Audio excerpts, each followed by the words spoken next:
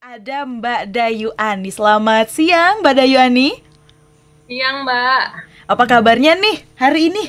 Baik, baik, Kabar baik. baik. Kabar baik ini Heeh. masih di rumah aja ya Mbak Dayu Ani ya? Enggak, kalau ya di rumah, Mm-mm. sekarang di rumah, Mm-mm. cuman aktivitas kampus Mm-mm. sudah mulai jalan seperti biasa karena Mm-mm. kan kami banyak praktek, tapi tetap dengan prokes. Iya, Oh dan berarti. aktivitas seni juga sudah Bali juga sedang mempersiapkan pentas seni, Mm. ada bulan Bung Karno, ada banyak event ya Mm. diselenggarakan di Oh Bali, iya. berarti kalau misalnya untuk sekolah, untuk dosen sendiri untuk kelas di kuliah Hmm. gitu sudah mulai masuk ya Mbak Dayu Ani ya? Iya, Hmm, hmm. sudah beberapa kalau teori masih pakai ini ya, pakai Zoom. Lalu Hmm, kemudian kalau sudah praktek itu kan harus tetap muka, hmm. tapi dibatasi jumlahnya, dibagi ya. Kita Oh, cari berbagai cara lah. persif-sifan gitu ya berarti modelannya gini Oke, ya? iya. Nah ini kan tadi kalau misalnya saya sudah sebutkan di awal ini Mbak Mhm. Dayu Ani ini adalah seorang penari, tapi juga ternyata seorang dosen, bahkan seorang koreografer. Ini gimana sih awal mulanya bisa kok akhirnya menguasai tiga hal ini tuh gimana sih? Eh, Sebenarnya jalan mengalir ya, Mbak ya. Mm-mm. Saya juga terima kasih sama kedua orang tua ya, tentunya di sini. Hmm. Jadi dibentuk dari kecil, dikondisikan. Saya 5 bersaudara. Kemudian kebetulan orang tua, bapak dan ibu juga seniman. Hmm. Terus bapak di universitas di UNUD, beliau dosen sastra. Mm-mm. Lalu kemudian sejak umur, sebenarnya kalau menurut cerita orang tua dari kecil saya suka nari-nari gitu. Iya iya. Nah, lalu kemudian ketika sudah memasuki masa serius, Mm-mm. serius untuk belajar tekniknya, dan nah mulai itu kabur-kabur nakal gitu. Oh. Hmm. Nah, terus termasuk terlambat untuk belajar teknik menari umur Hmm. kelas 4 SD, baru kemudian belajar dengan sungguh-sungguh Hmm. di bawah bimbingan ibu, belajar narinya. Lalu kemudian ayah berpikir eh, tari, oke, tari dan musik juga harus bisa gitu. Hmm. Jadi dikenalkanlah kami dengan alat musik gender. Nah, lalu kemudian ketika itu bapak berpikir apa ya, sadana namanya, itu laku yang untuk menguatkan anak-anak ini Hmm. untuk melakoni kegiatan seninya gitu. Jadi dikenalkan kami dengan asanas waktu ya masih kelas 4. Waktu itu kami masih bersaudara berdua ya sama adik yang nomor 2. Sebenarnya menurut cerita bapak, ini kan kegiatan bersenian yang tumbuh di keluarga. Yang menurut bapak yang susah itu justru mendidik saya, anak pertama, Hmm. mengkondisikan anak pertama dan kedua ini. Lalu kemudian ketika yang dua ini sudah masuk gitu, masuk ke dunia itu, adik-adiknya ya tinggal nyemplung Ikut. aja, jadi sudah terkondisikan gitu. Jadi Mbak Dayu Gitu. ini sendiri anak pertama yang jadi role model gitu ya bagi adik-adiknya ya sebenarnya. Ya kayaknya wajib ya. Nah, Hmm. nasib anak pertama itu. Nah, beban sama saya juga merasakannya kok Mbak Dayu. Saya juga anak pertama, kerasa banget nih bebannya ada di anak pertama. Tapi Mbak Dayu ini tadi ada 5 bersaudara. Mbak Dayu ini Ya. paling tua.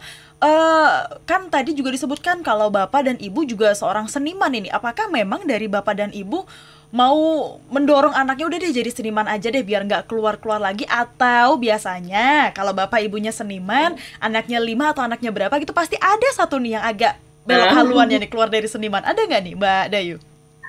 Eh, Ya karena dikondisikan ya, karena Hmm. menurut bapak bukan berarti cita-citanya harus menjadi seniman Seniman. atau kerja seni, enggak. Kemana aja nanti kamu terserah, mau jadi dokter, mau jadi arsitek, mau jadi apa, Hmm. tapi akarnya Ah. ya harus tahu gitu. Hmm, hmm, hmm. Jadi ya harus tahu gitu. Jadi dunia seni, dunia budaya, dunia itu kan kalau ingat nasihatnya bapak, tujuan manusia lahir itu kan untuk keutamaan manusia itu kan di daya cipta, daya cipta. Jadi inilah kami diasah melalui media seni ini gitu. Jadi Berarti ya di situ. mau Jadi jadi apapun dikondisikan profesinya misalnya ya. Hmm. uh, kami punya alat musik gender gitu. Saya kakak-kakaknya bermain musik gender berempat kan, Hmm. 4. Adik saya si bungsu belajar ngedalang gitu.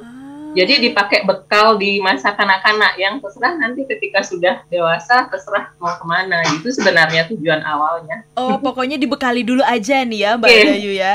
Oh, oke Ya. oke. Nah, ini tadi penari iya, dosen iya, koreografer iya. Yang pertama duluan ini pasti tari ya, Mbak Dayu ya? Atau enggak juga sebenarnya? Iya, sebenarnya saya juga bingung. Saya kalau dibilang penari, saya juga nggak cukup pede ya dibilang penari. Waduh, kenapa nih? Ya, saya mengenal dunia tari, belajar tari, teknik tari dan lain sebagainya. Lalu kemudian masuk ke Sanggarwarini, lalu kemudian ikut-ikut festival, lomba. Lalu kemudian ketika umur SMP, justru karena keterampilan bermain musik gender itu kan rumit, lalu kemudian tampil di acara televisi. Nah, kemudian ketika itu dilihat sama waktu itu Bali akan mengadakan pertukaran Kias namanya, kesenian Indonesia Amerika Serikat. Jadi ada komunitas Children of Bali yang akan ke sana selama 1,5 bulan di Amerika. Nah, itu dilihat potensi itu multi apa ya, keterampilan kan ini.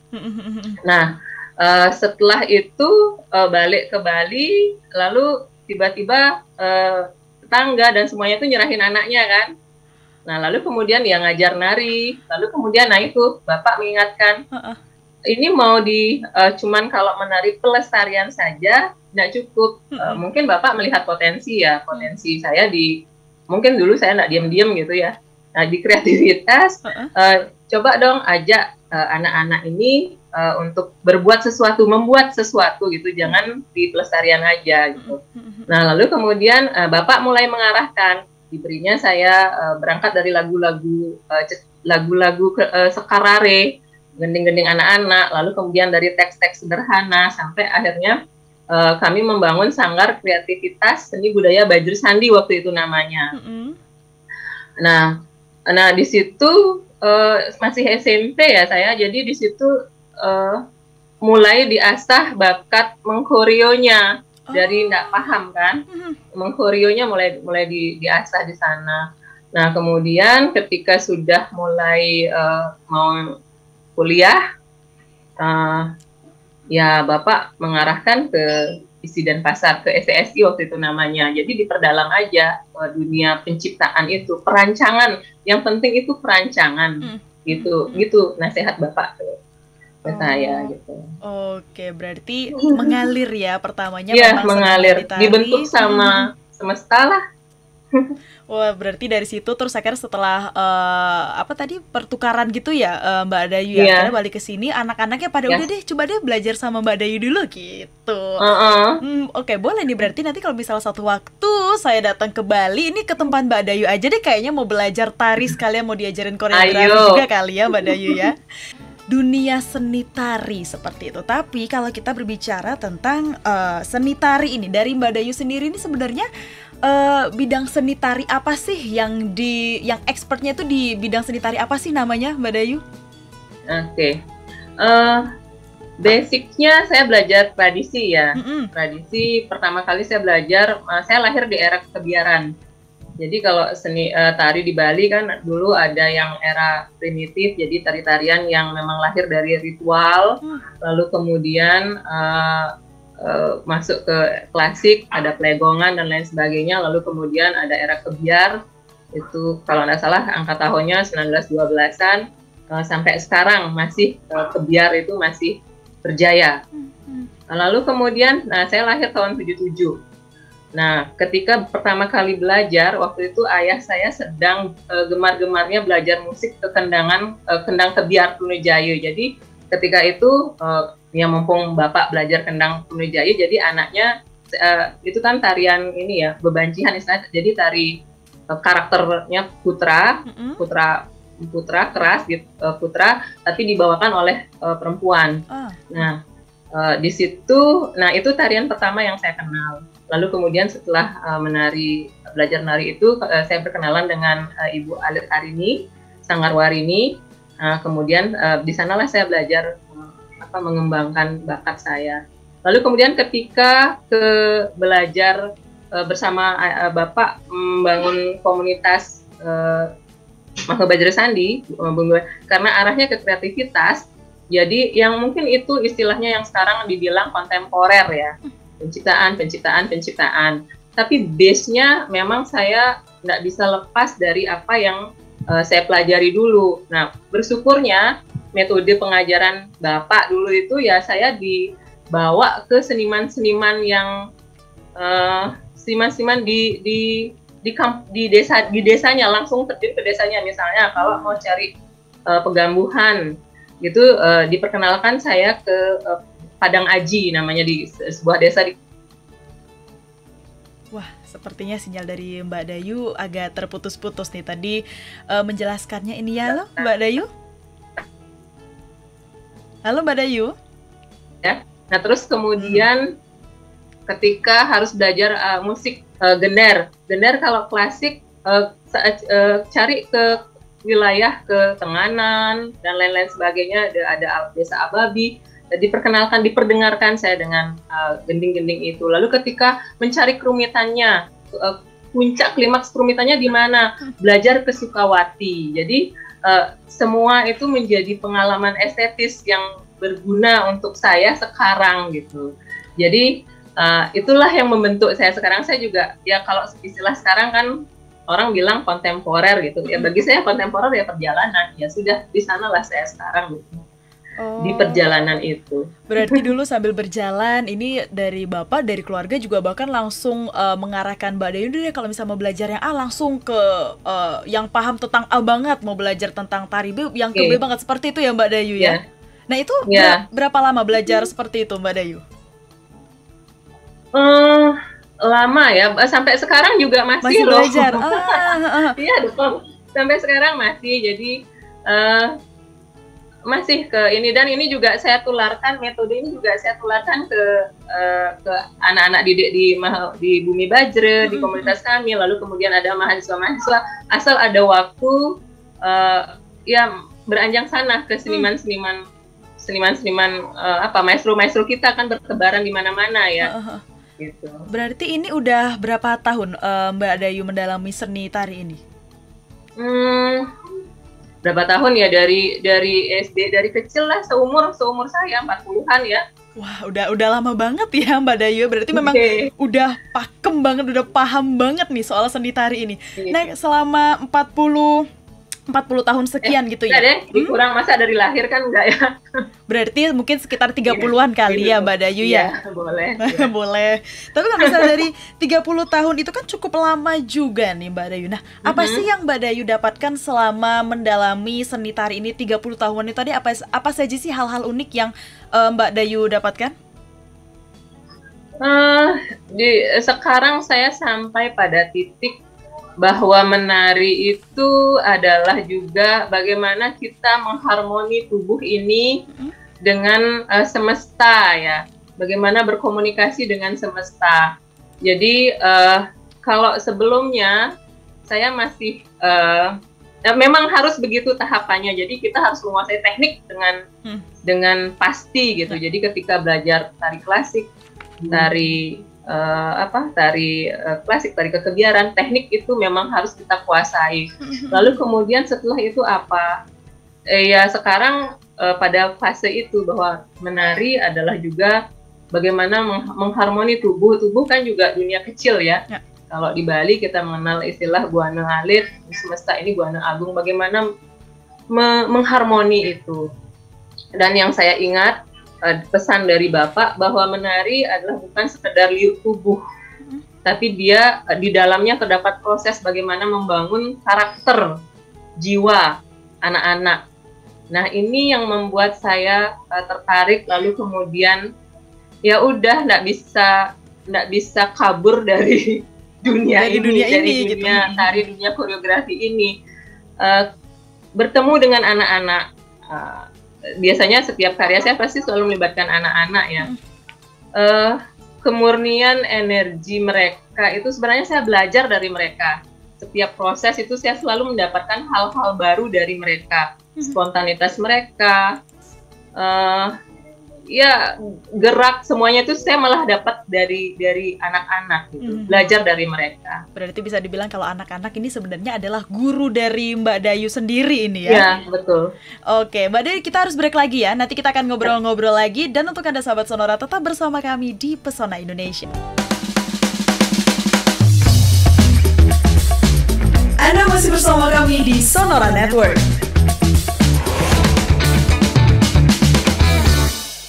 Sonora FM, part of KG Radio Network. Sahabat Sonora, kembali lagi ya di Pesona Indonesia di jam pertama ini. Sonora Network ini berkolaborasi dengan Bentara Budaya. Dan untuk edisi Kamis 14 Mei 2021, Jumat maksudnya ya sahabat Sonora, Jumat 14 Mei 2021. Ini kita sudah kedatangan satu seniman, kita bisa bilang ya, dari dunia tari. Ini ada Mbak Dayu Ani. Tadi sebelumnya sudah saya sempat bertanya nih kepada Mbak Dayu, sebenarnya apa sih 30 tahun sudah mendalami dunia seni tari tadi ya, apa aja yang didapatkan ini kalau kata Mbak Dayu tadi, salah satunya adalah bisa mengharmoni tubuh, kemudian juga membangun karakter dan jiwa, seperti itu ya Mbak Dayu ya. Iya, kurang lebih begitu. Kurang lebih seperti itu. Tapi Mbak Dayu nih dulu saya ini kan juga bukan seorang yang bisa banget untuk menari gitu ya, tapi dulu memang senang aja gitu. Cuman dulu tuh sempat ada bilang gini, kalau misalnya kita ini mau bisa tari modern, yang pertama kamu lakukan adalah kamu harus bisa tari tradisional dulu. Bener nggak nih Mbak Dayu? Modern itu apa ya? Mungkin lebih yang model kayak ke modern dance, hip hop dan apa segala macam, mungkin seperti itu. Nah katanya kalau mau yang lentur, yang bisa, yang bisa banget lah di situ, pertama kita harus belajar dulu tari tradisional. Ini gimana dari Mbak Dayu, bener atau enggak?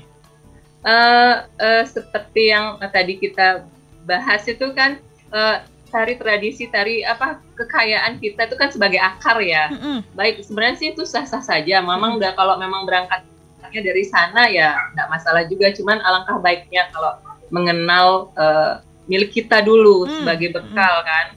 Kalau sudah akarnya kuat, mau setinggi-tingginya pohon, mau belajar apa saja, menyerap apa saja, itu kan akan lebih kaya pohon itu, akan lebih indah pohon itu gitu. Kalau menurut saya sih gitu.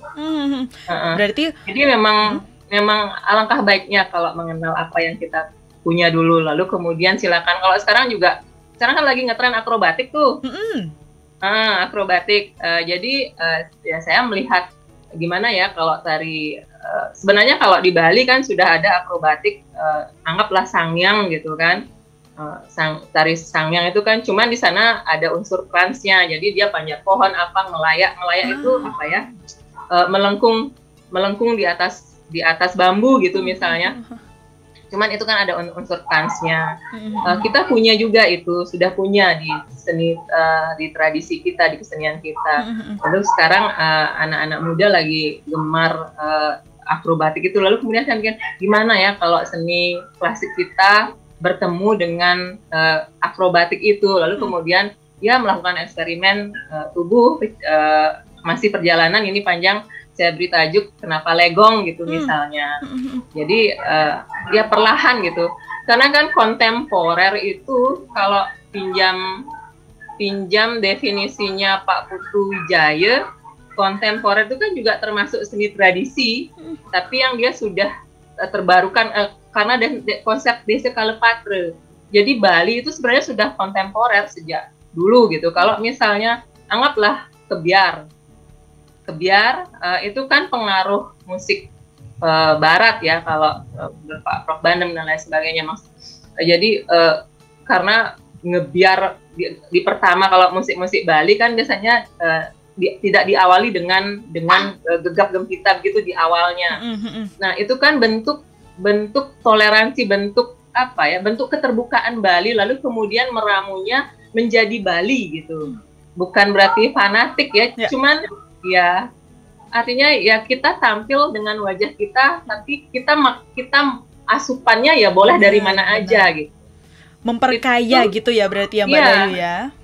Dan melanjutkan perjalanan masa depan. Jadi makanya oke lah kita berjalan kontemporer itu kan berjalan dari tradisi yang lampau, lalu kemudian kita merencanakan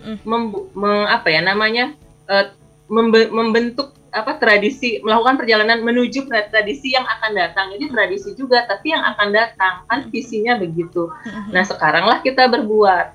Jadi ya tanggung jawabnya besar, karena apa yang kita lakukan sekarang kan akan diwarisi oleh generasi kita ke depan. Nah, kalau akarnya nggak kuat, kalau kita nggak belajar tradisi kita, nah lalu bagaimana? Akan hilang begitu saja, kan sayang juga. Berarti ini bukan lebih yang benar atau enggaknya, tapi mungkin statementnya adalah ketika mau belajar modern dance nggak apa-apa, ketika mau belajar hal-hal baru di dunia tari nggak apa-apa, tapi mungkin coba lebih mengenal lagi nih basicnya dulu aja, kekayaan-kekayaan yang kita miliki. Indonesia ini kan banyak sekali ya Mbak Dewi ya, kalau kita berbicara tentang dunia tari ini ya. Oke. Baik, berarti itu sudah ada langsung disampaikan oleh Mbak Dayu nih, yang juga seorang dosen di isi Denpasar ini ya Mbak Dayu ya. Nah ini gimana ceritanya nih Mbak Dayu? Ini kan nggak hanya S1 aja mengenyam pendidikan, ternyata S2 juga mengenyam pendidikan di dunia di bidang penciptaan tari. Nah, penciptaan tari ini apa sih goals dari Mbak Dayu sendiri nih sampai S2 loh ini diisi, gimana nih?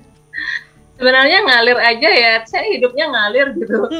S1 penciptaan, lalu kemudian sempat istirahat 10 tahun loh. Ini juga ya sebagai perempuan ya, kita bicara tentang perempuan sekarang. Perempuan ya ya sekarang kan sudah ada kesetaraan gender dan lain sebagainya. Dan saya juga berterima kasih ada support dari keluarga untuk tetap berada di wilayah kreatif ini gitu, masih dapat kesempatan untuk mencipta, untuk berkreasi. Sebenarnya kalau melihat tidak semuanya mendapat keberuntungan itu, berjuang di wilayah itu tidak mudah gitu. Jadi ketika saya sempat menghilang juga dari dunia pertunjukan, lalu kemudian menikah, menanti anak, urusan feminis, urusan perempuan lah. Lalu kemudian satu fase ada kegelisahan, ingin berkarya, lalu kemudian dengan segala kegelisahan itu saya membaca novel Janda dari Jirah dari Bu Cok Sawitri. Lalu kemudian saya baca itu, kayaknya novel ini mengakomodasi semua kegelisahan saya, dan saya kayaknya harus berkarya ini. Saya minta izin sama suami, boleh nggak saya kuliah lagi. Jadi kuliah itu karena ingin merealisasikan karya sebenarnya. Kan kalau kuliah kan punya ruang punya ruang untuk sekalian gitu. Kalau nggak gitu kan ya banyak ini ya, ingin punya waktu luang untuk sendiri, itu ya salah satu jalan saya ya kuliah. Gitu. Karena saya punya komunitas sanggar juga ada kan, ada sama Bapak penggagasnya, ide-idenya, lalu kemudian ada adik-adik sama adik-adik, dan banyak komunitas juga, aktivitasnya juga cukup padat dengan program-programnya. Nah, ketika saya ingin punya ruang untuk merealisasikan karya yang saya gitu, saya tempuh untuk kuliah. Dan rupanya ternyata setelah kuliah lalu kemudian tamat, ada bukaan di ISI, ya harus tamat S2 kan baru bisa daftar. Yang ngalir gitu aja terus jadi dosen. Berarti yang awalnya ini untuk merealisasikan karya, selesai S2 ternyata ada bukaan di ISI, jadilah dosen di situ ya. Sekali dayung 2-3 pulau terlampaui, bener Mbak Dayu? Iya betul gitu. Jadi setelah dapat informasi baru, setelah dapat hal-hal baru di dunia perkuliahan di S1 dan S2, akhirnya langsung nih realisasinya adalah langsung menjadi dosen, diberikan kepada anak-anaknya ini seperti ini, begitu ya Mbak Dayu ya? Iya. Idealnya kan gitu. Jadi berbagi semua pengalaman yang berbagi aja. Jadi memandang mahasiswa itu juga sekarang kan mereka jauh lebih cepat ya, era digital dan lain sebagainya. Mereka juga secara ketubuhan juga mereka pengalamannya lebih banyak. Kalau saya berangkat dari kebiar saja, lah mereka sudah belajar macam-macam kan, batik apa, dan jauh melampaui saya. Jadi saya belajar dari mereka juga, dan saya senang kalau mereka melompat lebih jauh dari saya. Yang saya bagi ya paling itu aja, yang tadi itu, bahwa kontemporer adalah merancang masa depan, alangkah baiknya tradisi. bagaimana kita belajar dari kearifan lokal leluhur kita dulu, mengakomodasi semua hal yang masuk ke Bali, lalu kemudian menjadi Bali itu sendiri gitu. Wah, Bicara tentang Bali ya.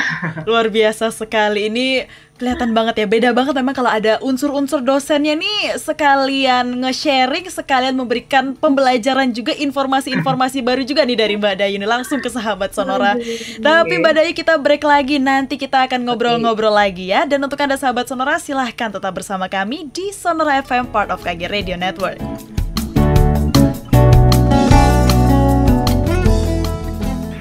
Balik lagi nih, kita ngomongin terkait yang tadi terakhir kita bicarakan, ini adalah apa sih yang didapatkan dari Mbak Dayu mengenyam pendidikan sampai S2. Kemudian kalau saya boleh bertanya nih, sebenarnya tantangan dari para seniman tari di Indonesia ini apa sih sebenarnya, Mbak Dayu? Tantangannya ya,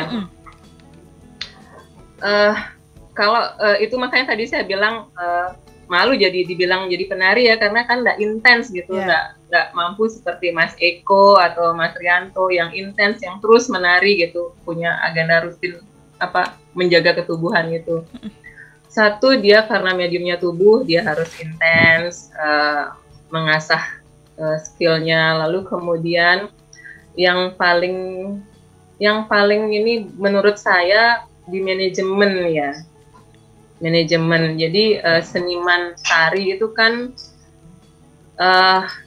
masih belum termanajemen, sebagaimana bukannya cemburu atau gimana ya. Artinya kalau di artis profesional gitu kan dia ada manajemennya. Nah, kalau di bidang tari itu sepertinya kekurangan kita di wilayah sana. Bagaimana menjaga artis itu, meskipun manajemen tradisi tetap ada ya, sangat-sangat sekte-sekte itu sudah menjalankannya, cuman menembus era kini. Jadi ketika semua sudah bicara tentang global dan lain sebagainya, ya perlindungan terhadap seniman itu, lalu kemudian menjembatani seniman itu untuk ke ranah yang lebih luas gitu. Di sana menurut saya ya. Tantangannya lebih di situ berarti, Mbak Dayu ya? Tantangannya lebih di sana.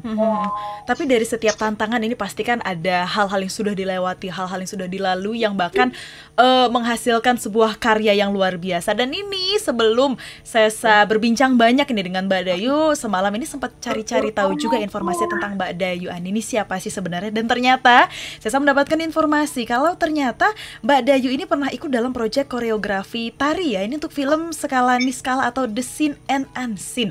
Ini bagaimana nih ceritanya nih, Mbak Dayu? Iya, jadi sebelumnya tahun berapa ya itu ya, sempat terlibat dikenalkan.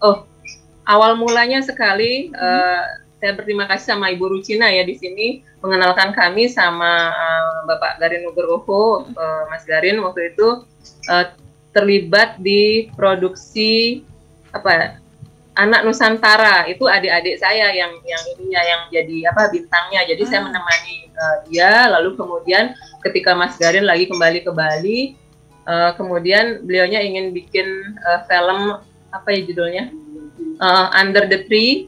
Nah, lalu kemudian saya dilibatkan kembali di sana. Bahkan di sana Mas Garin kasih pengetahuan lebih ya. Saya langsung dicomot aja dijadiin asisten sutradara. Basic saya nggak di sana gitu. Jadi asradanya. Di sana saya belajar banyak.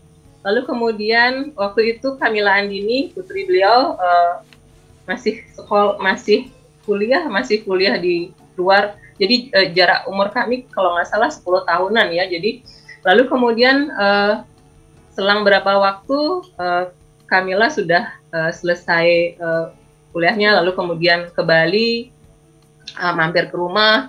Lalu kemudian melihat proses saya waktu itu prosesnya masih sama desa ya, di Desa Nongan namanya, membuat tabuh Bleganjur pakai potensi anak-anak di sana. Nah, waktu itu saya mengangkat cerita Dangmani Angkeran tentang tajen sabung ayam. Nah, saya tertarik, sedang eksperimen gerak-gerak sabung ayam itu seperti apa. Nah, di sana Dini rupanya tertarik gitu. Nah, berangkat dari sana, lalu kemudian Dini bilang uh, Dayu, aku pingin bikin film yang bahasa ini ndak verbal aja, tapi juga bahasa visual, itu bahasa gerak gitu. Nah dari sana lalu kemudian itu tahun 2010-2011 kami mulai, perjalanannya panjang sekali. Lalu kemudian mulailah mencari, lalu ceritanya apa yang disampaikan, udah tahu bahwa bikin film dengan koreografi. Nah supaya nggak sekedar nebeng gitu kan, koreografi itu tidak sekedar apa ya kayak film tari atau apa, tapi menjadi satu kesatuan. Jadi koreografi, film jadi satu kesatuan di sana. Nah, lalu kemudian mulai perjalanan sampai akhirnya ketemu cerita tentang tantra tantri ini, kembar buncing ini.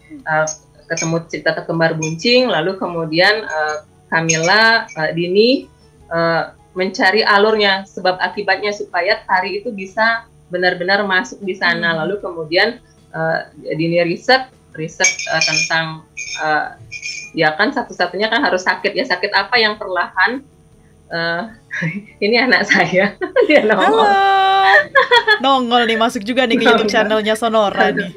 Iya, nah, jadi di riset pelan-pelan bagaimana si tantra ini dibuat sakit pelan-pelan sampai akhirnya meninggal. Nah inilah alasan si tantri untuk bergerak. Nah kebetulan juga kami seleranya sama ya, jadi lebih ke yang natural dan lain sebagainya. Nah gerak pun bagaimana tantri ini bergerak dengan natural. Jadi berangkat dari alam untuk mengungkapkan perasaannya dan lain sebagainya gitu.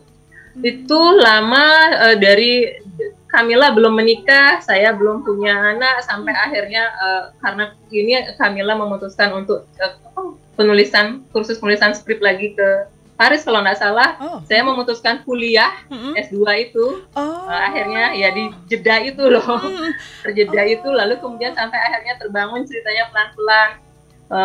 Kemudian saya eksplorasi gerak di sini di Bali, dininya di Jakarta, komunikasinya begitu sampai akhirnya tahun 2016 baru kesampaian itu. Akhirnya oke, kita jadi syuting. Awalnya kita bikin panggung aja lah dulu ya gitu. Lalu kemudian atau filmnya atau masih bingung nih, sampai akhirnya 2016 realisasikan saja dengan segala keterbatasan gitu. Baru difokuskan untuk syuting, makanya baru adalah si skala Niskala tadi ya namanya. Skala Niskala.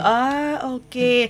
Berarti itu dia. Nah, tapi Mbak Dayu, ini sebelum closing ini sebenarnya saya masih banyak banget sih pertanyaan, cuman karena ada waktunya cuma 1 jam. Nanti kapan-kapan ya langsung aja nanti saya akan nanya. Sebenarnya ada nggak sih hal-hal, tadi kan salah satu hal yang berkesan mungkin adalah ikut project Skala Niskala itu tadi ya Mbak Dayu, tapi ada nggak sih hal-hal yang mungkin belum sempat dilakukan atau ada rencana ke depannya nih, ingin melakukan apa dari Mbak Dayu sendiri? Waduh, ingin melakukan apa ya? Kalau yang belum terrealisasi sebenarnya nggak berani bilang. Waduh, rahasia dapur ini ya Mbak Dayu ya? Tapi ya melanjutkan proses ini. Jadi sama Dini juga sebenarnya ada beberapa setelah Skala ini jadi film, lalu kemudian kita alih wahana jadi teater panggung lagi kan. Itu sebenarnya pingin, kasihan ya tubuh anak-anak ini digembleng sekian tahun gitu, sampai akhirnya jadi seperti itu. Lalu kemudian saya merasa ada gestur-gestur ada kekuatan gerak yang harus saya lanjutkan gitu, pencariannya gitu. Jadi ya menyambung itu gitu. Mengalir jadi, lagi ya Mbak Dayu namanya. Ingin menyambung itu, entah sampai mana nanti ya, kontemporer kan gitu, entah sampai mana dia mampu bertahan. Semoga aja nggak rontok oleh zaman ya. Nah itu dia, itu bagian tersusahnya di situ, gimana kita tetap maju tapi nggak rontok juga nih rootsnya kita di belakangnya kita nih. Mbak Dayu terakhir ini mungkin pesan, silakan kalau misalnya Mbak Dayu ada pesan yang ingin disampaikan ke seluruh sahabat Sonora, baik itu untuk perempuan atau mungkin untuk sahabat Sonora yang ingin mendalami seni tari ini, silakan Mbak Dayu. Oke, terima kasih dulu sama yang sudah mengikuti di YouTube ya. Makasih banyak. Lalu kemudian pesannya biasanya ya nggak usah enggak usah khawatir untuk mencoba hal baru. Kalau saya selalu bilang gitu ya. Jadi belajar tari apa aja. Ketika pun enggak bisa menari kayak Mbak tadi bilang, dalam tanda kutip ya, enggak bisa menari. Saya berpikir semua orang bisa menari. Jadi itu kan kemurnian ada di sana, itu apa ya, ekspresi jiwa ada di sana. Jadi menari ketika menari tidak selalu tentang teknis gitu, lebih jauh, lebih dalam lagi adalah tentang jiwa. Jadi enggak usah khawatir, saya menari sajalah, adopsi semua, jangan takut dengan kebaruan, semua hal yang mampir di kita diolah, dicerna, lalu kemudian lahirkan menjadi sesuatu yang kita Bali, Nusantara, dan lain sebagainya. Luar biasa sekali, beda memang kalau sudah dosen memberikan pesan ini langsung kena banget ini ke saya dan juga ke sahabat Sonora ini mungkin ya. Mbak Dayu, terima kasih sudah berbagi, sudah sharing-sharing juga untuk sahabat Sonora. Semoga kita ketemu lagi di kesempatan lainnya, dan mungkin di kesempatan lainnya Mbak Dayu bisa sekalian ngajarin Sesa untuk tari Bali ini nampaknya ya. Mari, makasih banyak. Makasih Mbak Dayu, selamat sore, ketemu lagi ya.